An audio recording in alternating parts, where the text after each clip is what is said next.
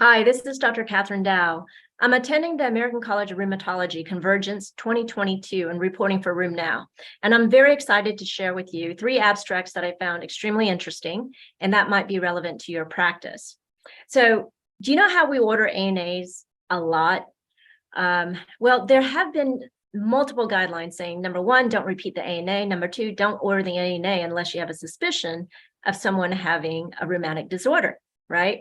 So abstract 1278, this is a population-based study examining the trends of ANA testing in the upper Midwest of the United States over the last 10 years.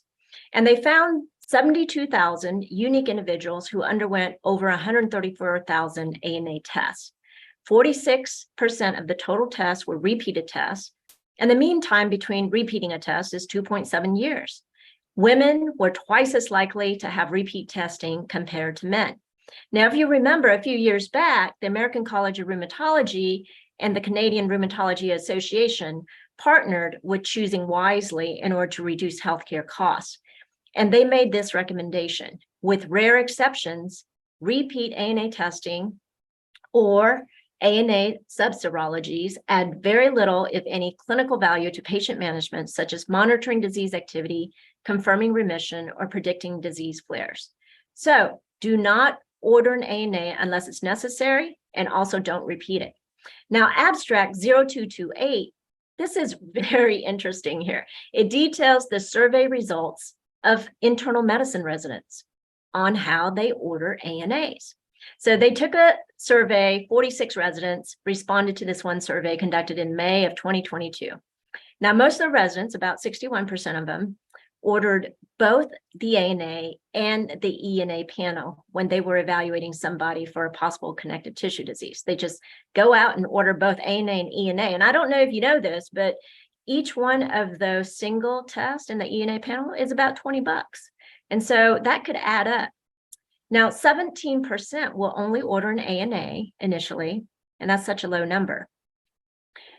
This is also interesting here. 74% of residents would not repeat an ANA in someone with a known ANA-associated rheumatic disease like lupus. So what about the other 25%? Why are they repeating an ANA in lupus patients with the known diagnosis? I don't know.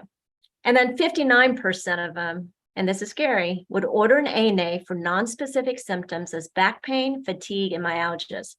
Choosing Wisely specifically said, don't do that. 89% of these residents, to their credit, were not aware of any recommendations for appropriate use of ANA testing. So bottom line is we got to do a lot better job training our medical students and our residents about appropriate ANA and ENA testing so that they won't repeat these tests. They won't order them unless it's absolutely necessary. So there you have it. And then I want to share with you one more abstract. So this one's actually pretty funny.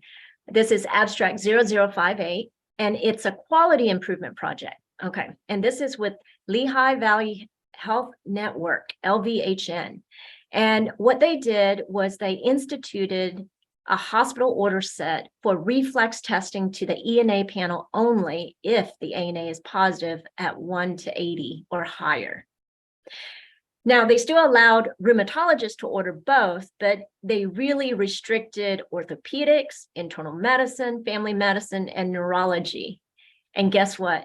They saved $26,000 over 3 months. So my take on this is leave it to the professionals. Let the rheumatologists order the ENA panel. This is Dr. Kathryn Dao reporting for Room Now. Follow me on Twitter.